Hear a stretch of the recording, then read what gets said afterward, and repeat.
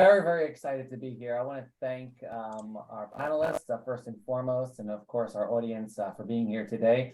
Today is another session in the Future of Finance webinar series, hosted, of course, by the American FinTech Council.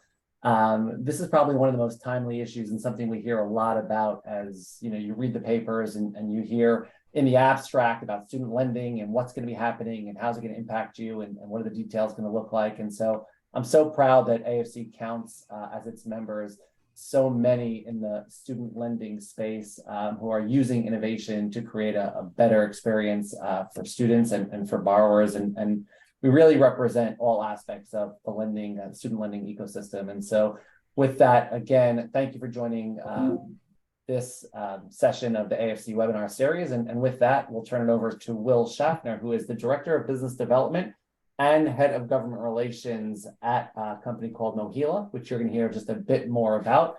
Excited that they, for their membership all the time, and even more excited when I get to see them in Washington, as we did last week, and on days like today. So Will, thank you for leading this session with a truly amazing panel, and excited to hear what you have to say.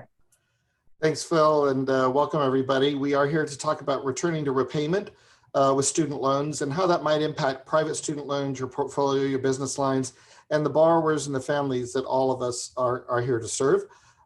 Phil indicated I'm from Mohela. We are one of the servicers that services the federal loan program. We also service private loans, income share agreements, and financial products to help students and families achieve an education. Today on the panel, we hope to talk about regulatory changes, communication, outreach, managing default prevention, utilizing technology, financial literacy, counseling, and other issues. And to that point, you'll notice you've got a Q&A chat box there. If you have any questions, please enter those in the box. We'll be more than happy to try and fit those in. And it is absolutely my pleasure to work with such an esteemed panel. We have Dena Glaeser, who is Chief Legal Officer and General Counsel at College Ave, John Coburn, who is Head of Legal with Earnest, Laurel Taylor, who is Founder and CEO with Candidly, and last but not least, Rob Lavitt, General Counsel with SoFi. So we only have an hour. I want to try and leave as much time as possible for question and answers, not just the prepared questions we have, but also some that each of you might have. So I'm going to start off with a general question to the panel, and each person can respond and tell a little bit about themselves. I'm going to start based on what I see on my screen. John, you're in my upper left corner. So we're going to start with you, and I'd like everyone to jump in if they can, please. What are the current regulatory guidelines and updates regarding the restart of student loan repayments? How do they impact your institution from a private institution perspective? And then do you anticipate questions from your customers regarding incentives going to those with federal loans? It's a lot, but guess what? You've got the prepared question. So hopefully you've got the answer for me. Yeah, thank you, Will. And thank you for including me in this panel. What such great folks to share this with. Real quick about Earnest. Earnest is a student experience company. Its mission is to make higher education accessible and affordable for everyone. Primarily, the offerings are private in-school student loans, student loan refinancing, and we also have an affiliate company called Going Merry. And if you get anything out of this hour, go to goingmerry.com. It is a scholarship aggregator, and if you have college-age kids, you're giving away money if you don't maximize scholarship. So Will, to your question, there's a couple pieces involved. We all know that interest is kicking back in September. Payments on federal student loans are set to begin in October. And I think this has been confusing since the very beginning back in 2020. The students out there with federal student loans, there was a lot of questions on what types of loans does this apply to? What happens if I refinance my federal student loans into private student loans? What's the difference between private and federal student loans? I think a lot of that has gotten ironed out over the last few years, but it's important to continue to talk to the students, to the consumers, and give them a complete picture of what's going on, right? That said, I also think it's fair to be balanced, right? Because in our refinance applications on the website, there's disclosure as to what's going on, what happens if you refinance federal student loans into private student loans, and what you would be giving up if you do that. The flip side of that coin is there's a lot of consumers out there that could benefit from a refinance. So you don't want to just say refinance bad, you're giving up this, when someone might have an actual need and save a lot of money on a refinance. So it's important to be balanced on that. So we do give disclosures throughout the whole process and enable the consumers to make the best choice for them. Thanks, John. Moving on to the next square on my screen, Laurel, I see you next, young lady. Good afternoon. Thank you, Will. Hi, I'm Laurel Taylor. I'm the founder and CEO of Candidly. We are the market leading AI-driven student debt and savings optimization platform. We are unusual in that we are not a lender, we are not a servicer, but we work very closely with this esteemed group of colleagues and across the industry more broadly. We are a mission-driven organization. We exist to crush student debt and empower hardworking Americans to go beyond debt into wellness and ultimately wealth. And we primarily serve borrowers through the workplace as a workplace benefit. And this is my path and purpose because I have had a tremendous amount of student debt. I grew up in a household where I knew I was going to college. I knew how I was going to college by accessing scholarships and grants, which John spoke to, as well as federal and private student loans. What I didn't realize at the time is that between my mom and I, we would miss out on 2 decades of compound interest on wealth while paying down debt. And so our mission is to enable simultaneous progress and to help employees build wealth while paying down debt. And so the way that we do that, and Phil spoke to innovation, what we're seeing as an organization in terms of impact, you asked about the regulatory changes and impact, we're seeing, unsurprisingly to all of us, and I'm sure everyone here on the phone, a surge in demand. A surge in demand by employees looking for guidance and digital experience to drive different outcomes. The ability to get into the new SAVE program, which will lower payments with 5% of discretionary income. The ability to understand and get their arms around what it means to get back into repayment. And really looking for a high-tech and human touch experience to move through that. So from employees, we're seeing about a 5x increase month over month in both their digital platform as well as coaching utilization. What we're seeing from employers is a similar kind of explosion in demand. As a result of the CARES Act passing, we've seen a 37,000% increase in employer contributions flowing through our platform, which is just kind of a ridiculous number to even cite. But we're talking about tens of millions of employer contributions that are now tax-free. And then finally, Secure 2.0, now that employers are able to offer a retirement match in connection with student loan payments on January 1st, 2024, we've seen an explosion of 401k and 403b record keepers that have integrated Candidly as an embedded finance solution to actually enable that match. So the regulation that we're focused on, obviously the road to repayment, providing guidance, helping employees discover, select, and enroll in the SAVE program, receive that retirement match and/or receive a contribution from their employer, which was made possible through the CARES Act and Secure 2.0. Thanks, Laurel. I appreciate that. Thank you very much. Next on my screen is Mr. Lavitt. Rob. Thank you, Will. And again, it's a pleasure to be part of this panel. I'm Rob Lavitt. I'm Chief Legal Officer at SoFi Technologies. SoFi is a bank holding company headquartered in San Francisco. We became a bank holding company in 2022, but had been in business since 2012. And we're the first company really to start the private student loan refinancing industry. Our bank, SoFi Bank, is a fully digital bank and a one-stop shop for all financial services, including high yield savings accounts and other loan products, including of course, student loan refinancing and in-school loans. I would say, a couple things on updates regarding the repayment of student loans is, as almost everybody knows now, interest has started to accrue on federal student loans, and most borrowers have received their October bill. And, like John said, we've seen a lot of interest, by, borrowers who were not looking at the private refinance market during the long, payment pause, but are now looking at their options. And I would say, the group that probably is the most interested in refinancing tend to be, your borrowers who have high amounts of graduate debt, which is the highest rate in the federal loan program, and people who really want to get out of debt sooner.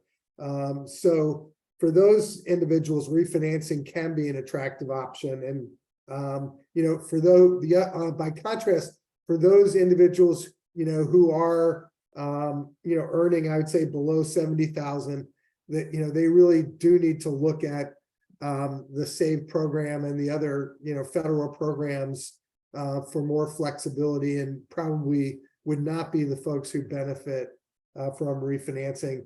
And, like John's company, we've actually, done a comprehensive review of all disclosures and updated those to make sure that prospective applicants, are aware of the pitfalls and the benefits of refinancing and what that means, and the loss of, federal benefits and optionality when you do refinance as well. Thanks. Thanks, Rob. Last but not least, Dena. Hello, folks. My name is Dena Glaeser. I'm the Chief Legal Officer at College Ave Student Loans. And what we do is the name. We offer student loans. We are focused more on the in-school space. So, the effects on sort of the students and the market of folks that are going to school now, as a company, we're a little bit, a step away from the effects of the restart of the student loan payments. I think where we really have been proactive and kind of managing our response is really being prepared for the questions that come from borrowers who still don't know the difference between the federal program and the private student loan vendors, and wondering if those federal benefits or payments have any relevance to sort of their obligations for their private loans. And so ahead of each sort of, every time they say we're going to restart the student loan payments, we geared up with a whole slew of training and talking points to be prepared for those questions. And they came, but now they're coming in waves. So we just made sure our agents are completely prepared to sort of explain what pertains to the federal loan program and what pertains to College Ave.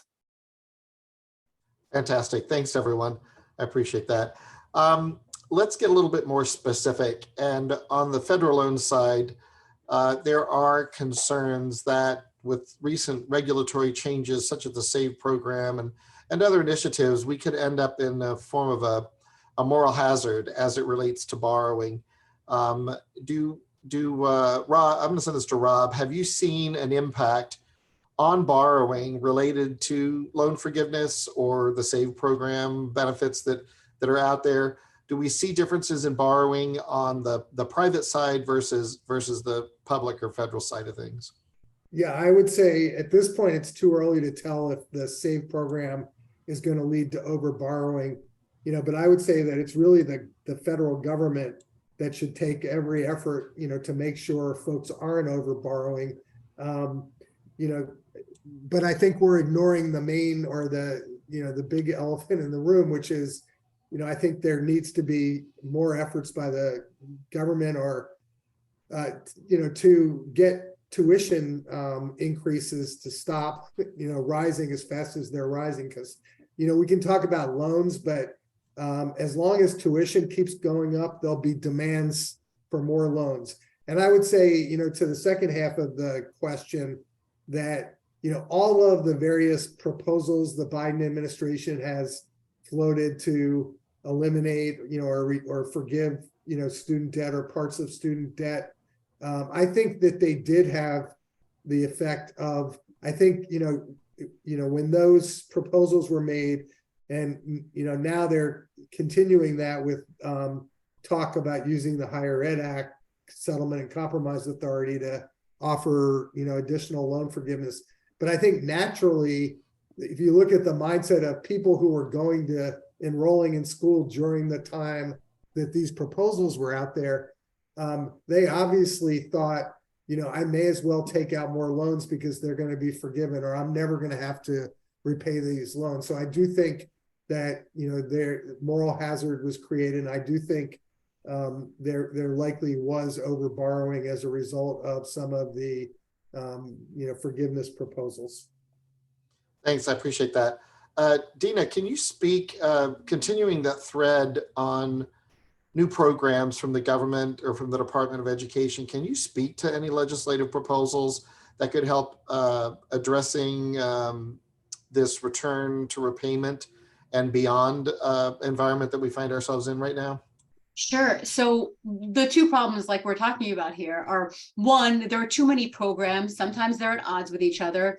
The continuous rollout of new repayment flavors, I think, continues to confuse the public. So there's a lot of introduction of programs. There hasn't been a corresponding sort of streamlining of the different ways. I mean, at one point there was up to like 40 or 50 different ways to repay your federal loan.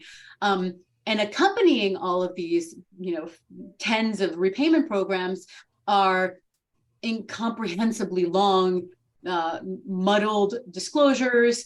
There's no expected timeline. It's not written in a consumer-friendly way. I mean, by way of experience, I went to grad school a few years ago. I took out a federal loan. I'm a student loan lawyer, and it was almost impossible to get through the disclosures, the applications. I mean, there has to be a better way, and that's sort of part of College Av's mandate. But I think, there was a slew of legislation proposed, even in a bipartisan fashion. I mean, we've got senators from all parties introducing legislation that will sort of, mandate the government and lenders to send out disclosures and make sort of form statements and applying downward pressure on rising tuition prices. And these things have gotten no press. They've gotten very little support. I know from other government relations teams that are out there, people don't want to talk about how to make student loans clearer and easier for borrowers to navigate. And also, I think there's a fear, because this is a political hot button. So I think there's a fear of other Congress people getting involved. But the reality is this should be non-controversial, with the aims of streamlining the process, making it more clear. And these legislative proposals just are not getting any traction. Thanks, Dena. I'd like to turn to John and Rob here for a minute. What are the most viable options for students who may be facing financial hardship at this point in time, where they're unable to make loan payments? What are your thoughts on how we can assist them accessing appropriate relief programs or other viable solutions that might be available to them? Sure. I mean, I can start. I would say that, for borrowers who are facing financial hardship, they should definitely look at the SAVE program and the, potentially other federal programs, see if they're eligible for, repayment forgiveness, income contingent repayment forgiveness. But the point I would stress is, borrowers who are in financial hardship should probably not be looking to refinance, just because obviously as a private company, you have less flexibility, and you've got, at least for a bank, you have regulators. So, while we try to accommodate borrowers the best we can, borrowers with a known financial hardship are probably better off in the federal government program, where they can pay a percentage of their disposable income. And I think, if we had if we get questions, from an applicant, hopefully that's what our customer service people are telling them, because, it wouldn't benefit us to bring somebody in, refinance them, and then have them default essentially. So I would say really in that scenario, it's much better for the borrower to be looking at their options in the federal program. Any thoughts, John? You're on mute. Somebody had to do that. I'm glad it was me, actually. I'm saving everyone else from that.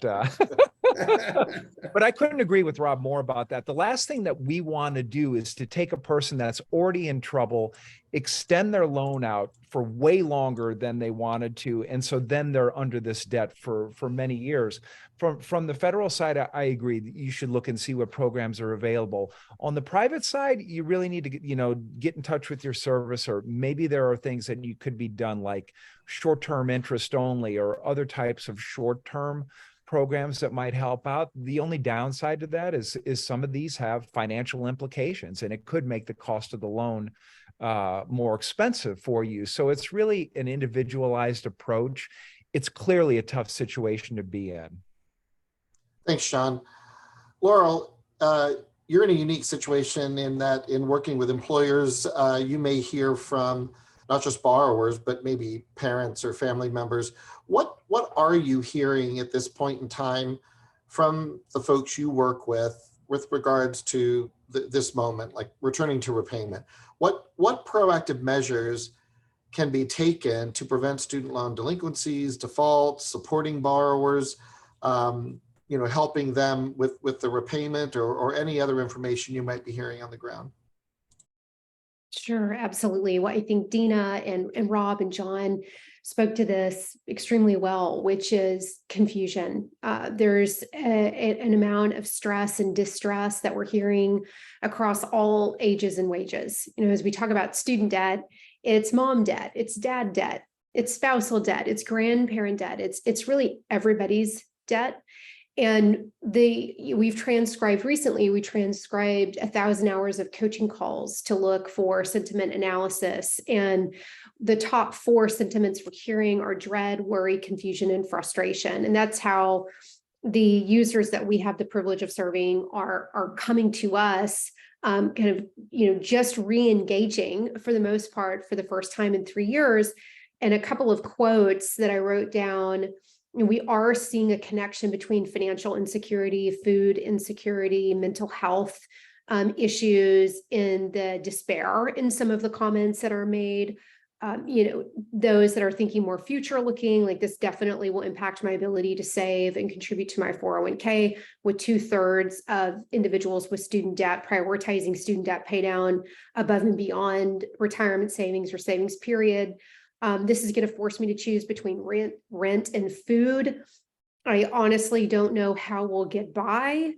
As Dena spoke to, you shouldn't need, to be a JD or, have a PhD and allocate 6 months of your life to figure out, how to navigate all of this complexity. And that is, from our perspective, a problem that is perfectly suited for data science and decision assist. The ability to come into a modern digital experience, connect student loans just like we would in any other experience related to financial services, through the use of data aggregation, and then allow the technology to do the work and really present to the user, is the SAVE program the best program based on income, state of residence, tax filing status, number of dependents? Is it another income driven or income contingent plan?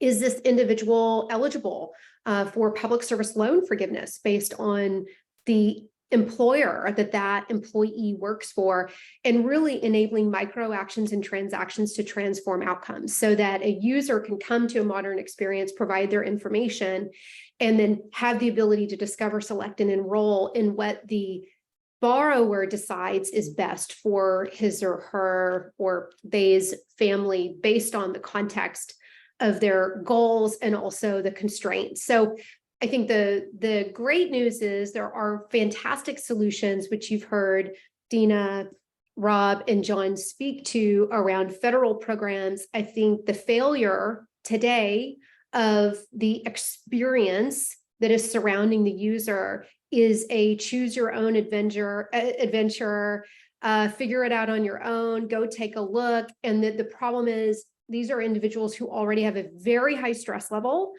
who are trying to figure out how to get their arms around their obligations. And it's just too daunting and difficult to figure this out on one's own. So that's what we're hearing. And then of course, tremendous relief, like, leaving an experience 2 minutes later with a different and differentiated outcome to improve and lower monthly payments, taking advantage of some of these incredible programs, is the opportunity that we have to better serve those who need solutions. Fantastic. I love the deeper dive. I appreciate that. Anyone else have anything to add or any other comments? And just a reminder for folks watching, any questions or anything else you'd like to ask, feel free to drop it into the box there, and I'll make sure that we give it to the panel for them to consider. John, earlier in the conversation, you talked about interest rates and rising interest rates. Actually, what challenges should we be aware of with payment restarting? Can you dive into that a little bit?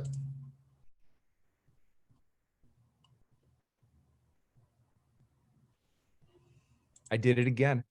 Happy to. And this is a real concern for me personally. So just to take a step back to give a little anecdote here.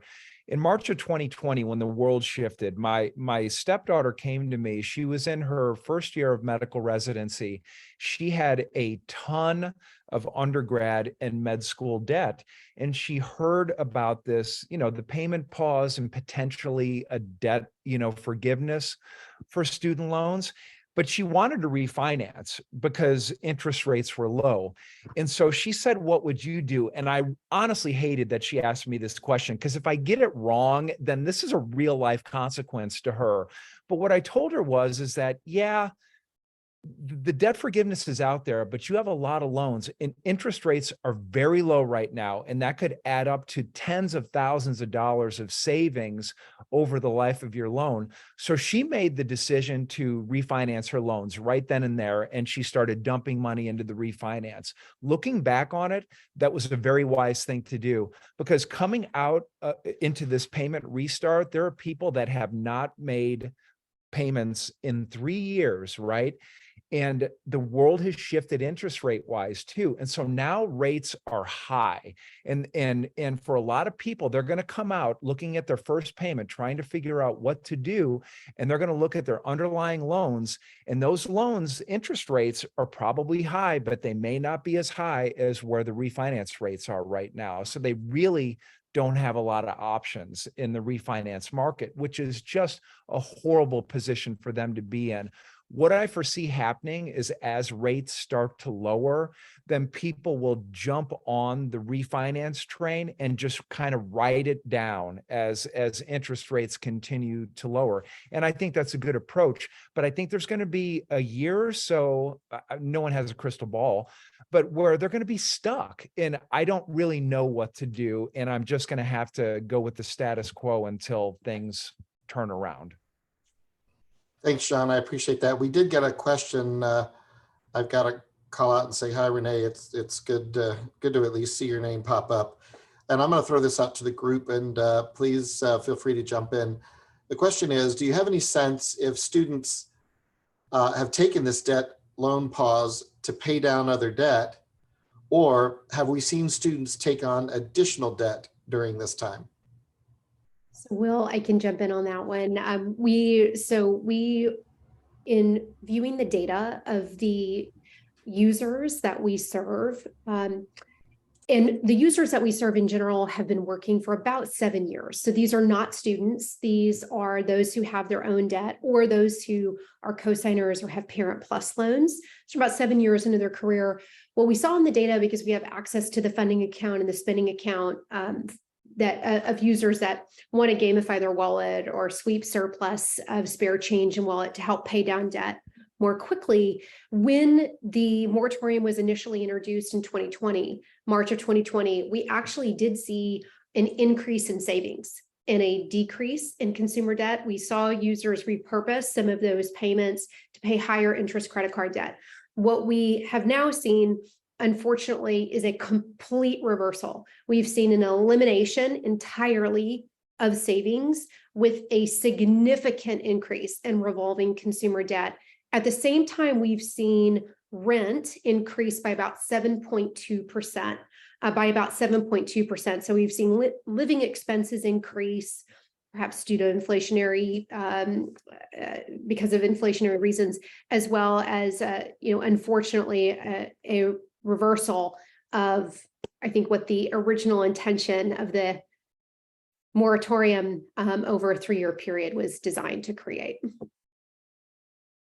Yeah, I think that's right. I think we would all like to think folks have used that money to, pay down debt. But as Laurel said, people are repurposing these money, and now they're going to be coming out and may not have the money.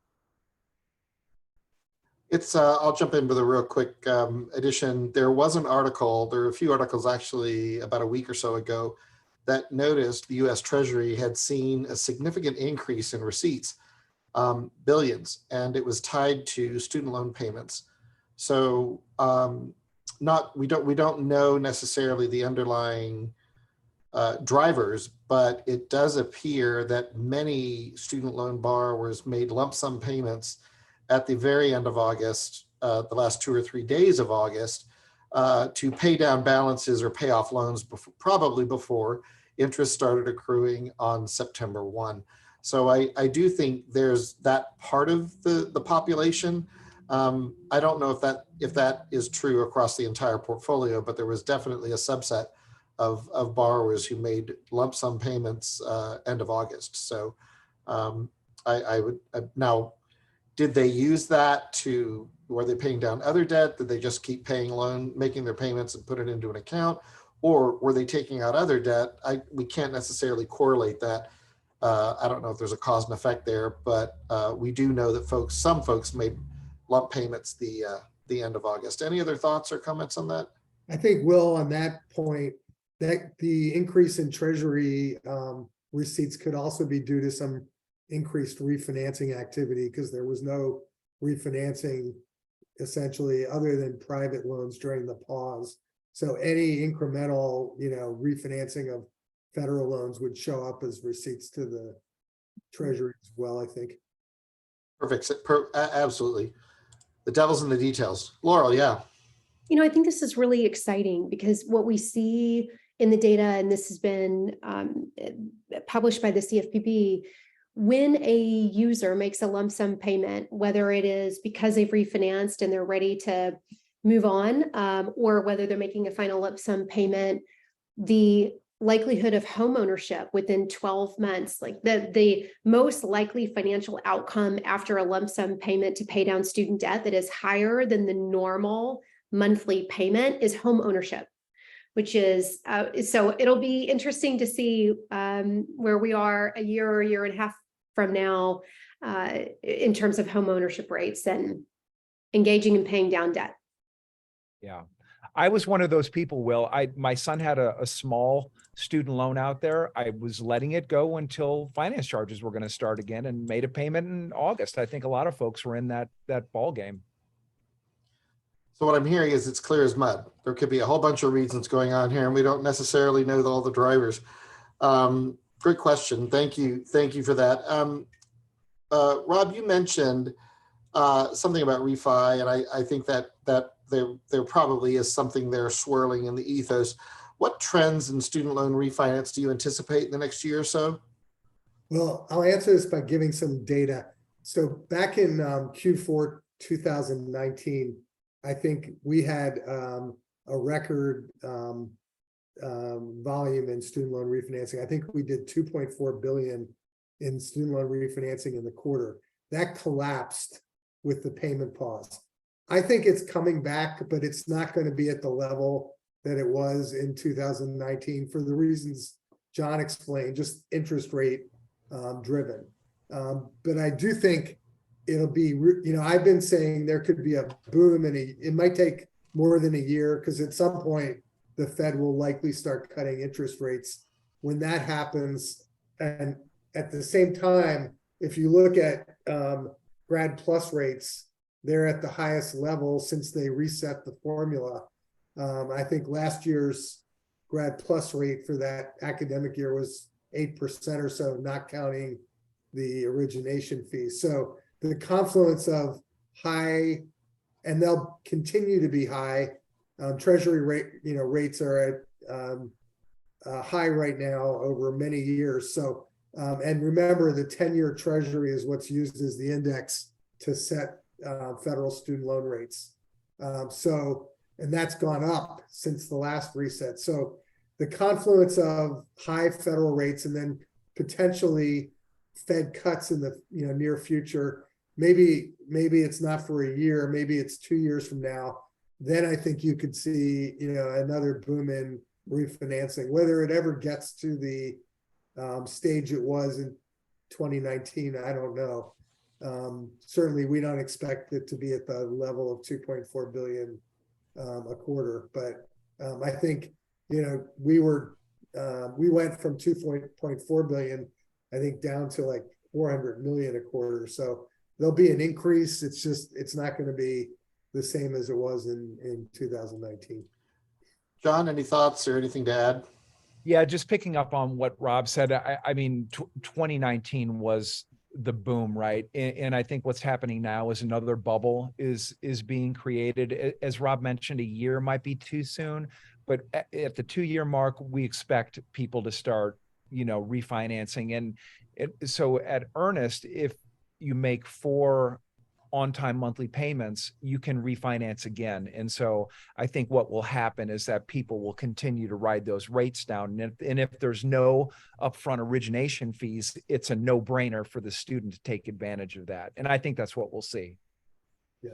Great, thanks. Dena, you've been sitting there way too quiet, looking real pretty.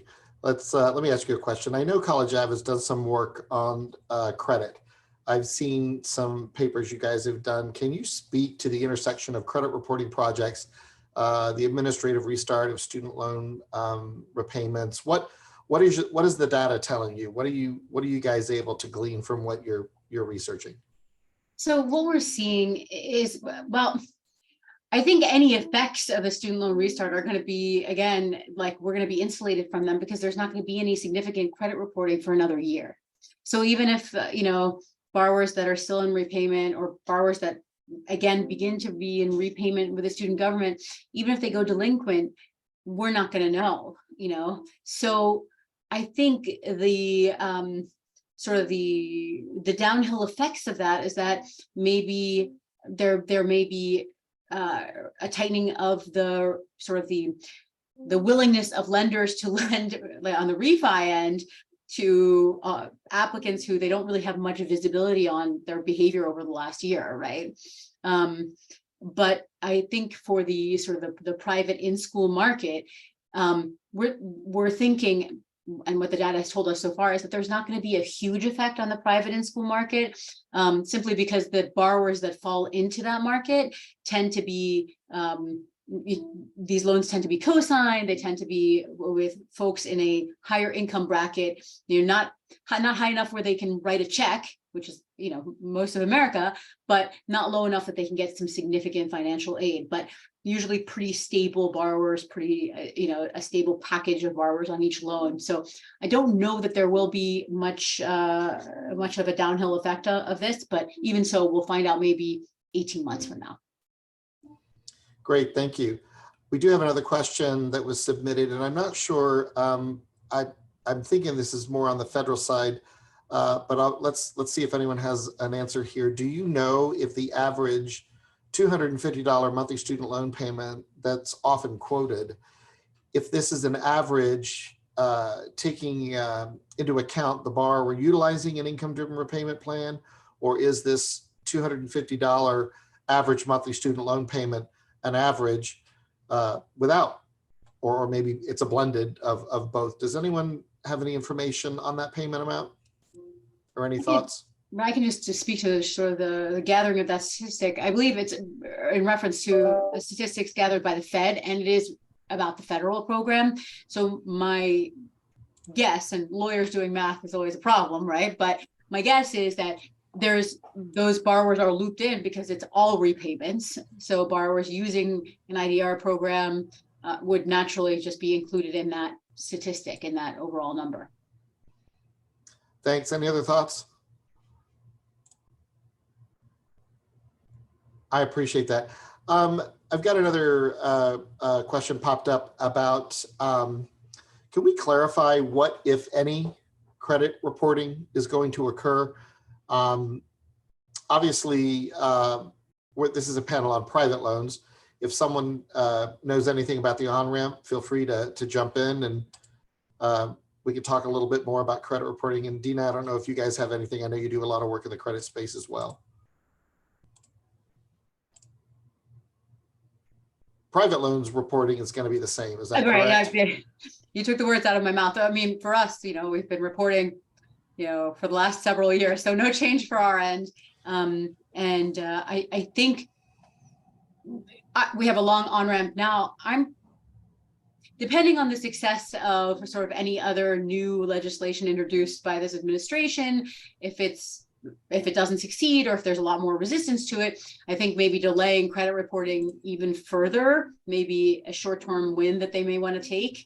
So I just don't know where they're going to end up, when credit reporting starts again for the federal program.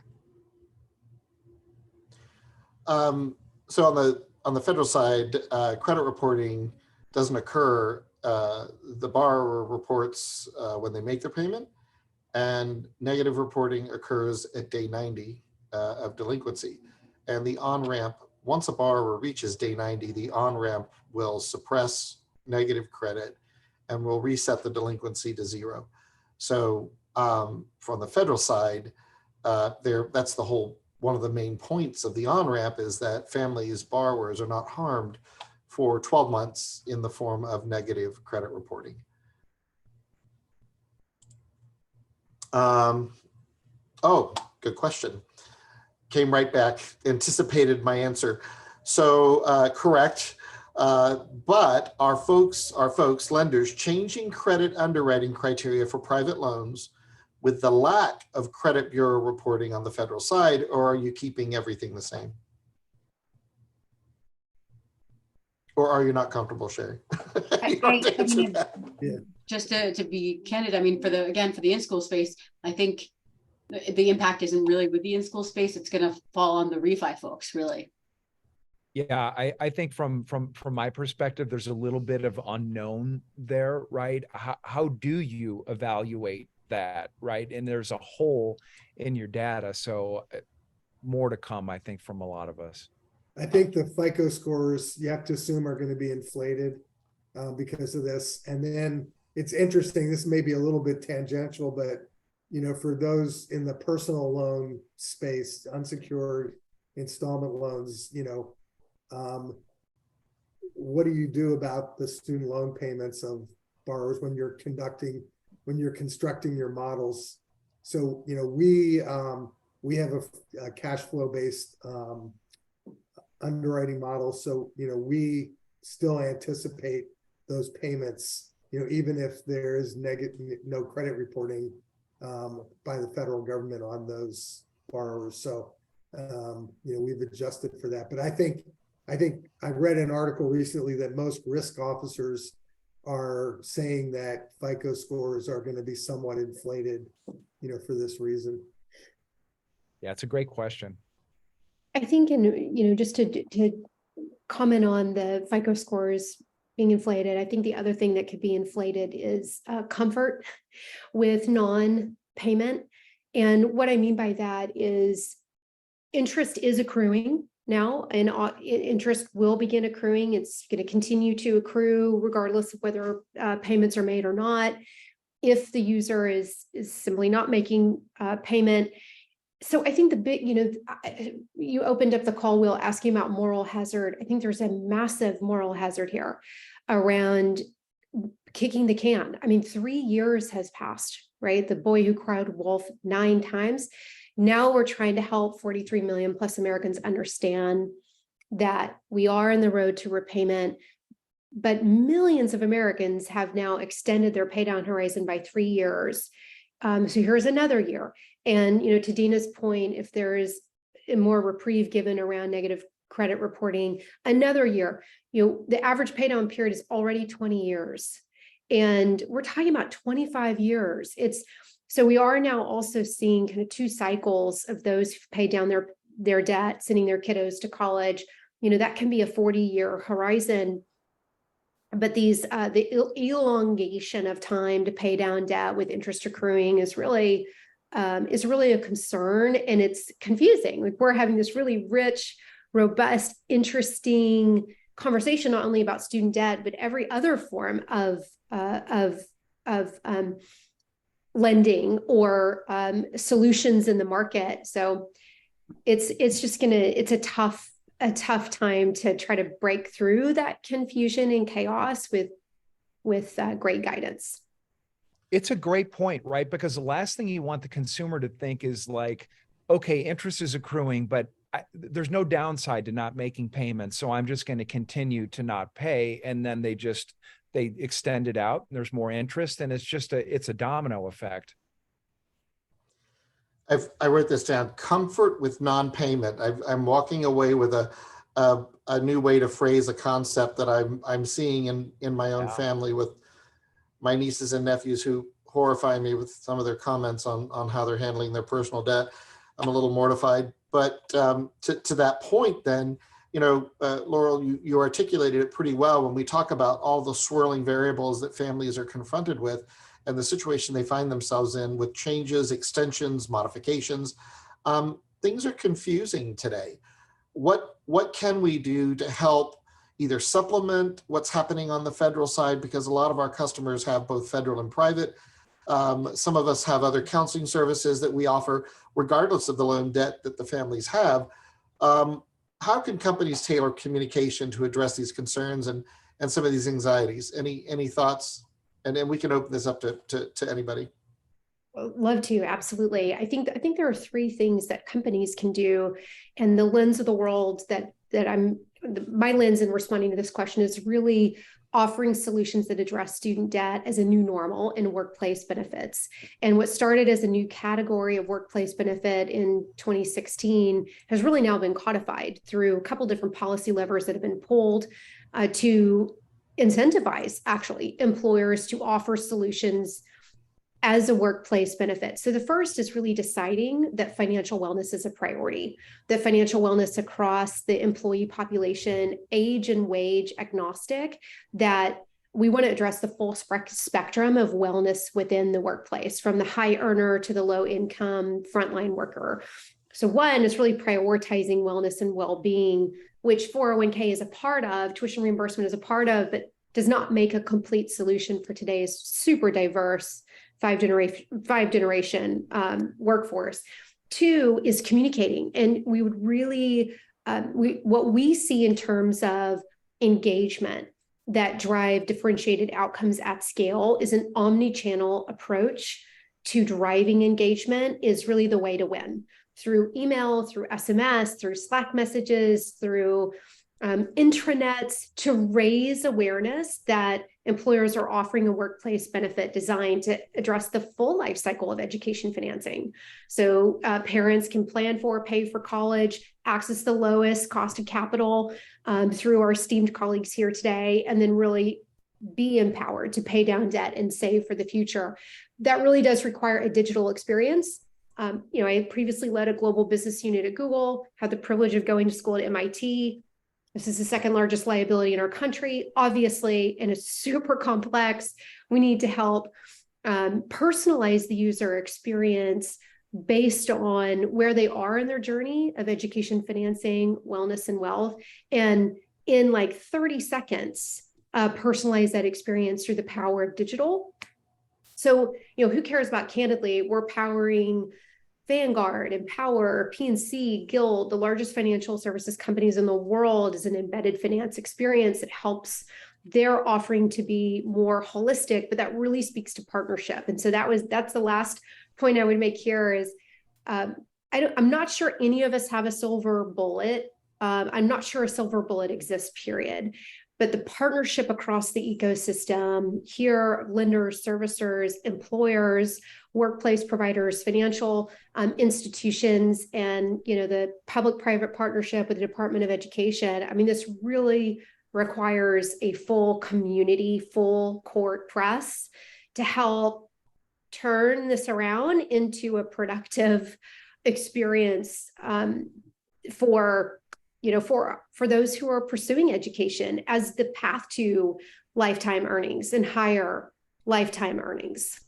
I think there really is a greater need for employers to be involved. So I worked on the original Employer Participation and Repayment Act, which and then worked with a lot of congressional offices to get it passed. We've set up SoFi at Work, which is a tool where we offer employers the ability, it will administer employer reimbursement programs, but we also look holistically at offering information to those employees. We have a student debt center that really explains the various repayment options in the federal government program. But ultimately, really, the federal government is the entity that should be focused on communicating these solutions, the solutions that it has to borrowers. And I agree with one of the earlier comments about how confusing. I think it was Dena who said there's so many plans and the government has confused people with all those plans. So I think the onus really falls on the government. Yes, the private sector can help here, but the government needs to do a better job. Thanks, Rob. So it sounds like, Rob, what I hear you saying, making sure that consumers are aware. Back in my day, and I won't say how far back, we used to call that financial literacy. It was something we thought we were doing at the time, and maybe we were, but that was a long time ago. What are best practices related to financial literacy? And maybe that's not the right term now. Resources or counseling services to make sure that your customers, that borrowers are better prepared. If anyone has any thoughts they'd like to share on that. Rob, I'll pick on you first. Yeah, I mean, I think I already talked about our student debt center. One of the other things we have, which is somewhat unique, is we've got certified financial planners, so our members can access our certified financial planners. And then a lot of content, we have the SoFi Daily, so we're publishing third-party content. We're doing webinars on these topics. So I think, those are some of the avenues we're pursuing. Any other thoughts? I think financial literacy really, and I think Rob's point of the government doing a better job is absolutely the right point. And I think financial literacy, even a couple of years ago, could look like content today that doesn't cut it. Like with AI and new fintechs launching on a daily, the ability to personalize experience and create a transaction and move money on the back end to complete that outcome is necessary in what is arguably the most complex form of debt in the earliest financial experience in our journey as Americans. So I actually think it's a really interesting problem, because when I look at government and when I look at the workplace and when I look at traditional incumbents, they don't have the resources or familiarity with AI, or even the comfort from a vendor risk or InfoSec perspective, which of course has to, cannot be open AI. It has to be large language models that are appropriate from a SOC type 1, type 2, PCI, FSMA, FedRAMP. But I mean, if there is ever a time like woefully behind, today is where most industry providers are. But in the next 2 years, I think consumer expectation is going to dramatically change and transform into this hyper-personalized experience, and it will just be expected. It's a great opportunity. Dena. I think, I agree with both Rob and Laurel. I think the bottom line here is that the government and private lenders, all of us really need to put ourselves in that customer experience place and make it think about how that customer is ingesting this information. What are they used to seeing? You know, on your credit card statement, you see what a repayment term looks like. If you make minimum payments, this is how long it's going to take you to pay it off. Things like that, people understand, people are familiar with those types of disclosures. I mean, simplify, simplify, simplify, and then try to get, you know, disclosures that are easily, you know, transparent to the average American, to the average 18-year-old.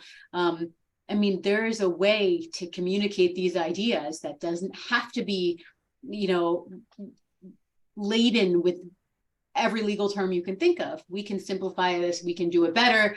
You know, College Ave is very focused on that. So, I mean, it can be done. It's just, you know, as the federal government, you know, lends billions and billions of dollars. I mean, they really should have that foot forward leading the rest of us, but it's not that way right now. 92% of the loans are made by the federal government. Fantastic discussion. Folks, we've got time. We're coming up on the top of the hour. Any other last call for a question or two? Let's see what we've got here. Well, we've got we got 3 more minutes. I've got, you know, Laurel, you touched on something that Rob and Dena kind of mentioned. What about AI? Because you did bring that up. And so in 2 minutes or less, speak fast. What are your thoughts on AI generated tools or platforms? And share your thoughts a little bit on that. Awesome. So I think there are certainly a number of opportunities to implement AI for internal operational efficiencies, but really when we think about outcomes and the user experience, what we are seeing and what we are doing is integrating AI as a decision assist to our coaches, who are all certified student loan planners, as well as our customer success team that interfaces with users via chat and phone. And we're finding the internal decision assist for highly complex questions can be very helpful from a QA/QC process perspective and also continuity.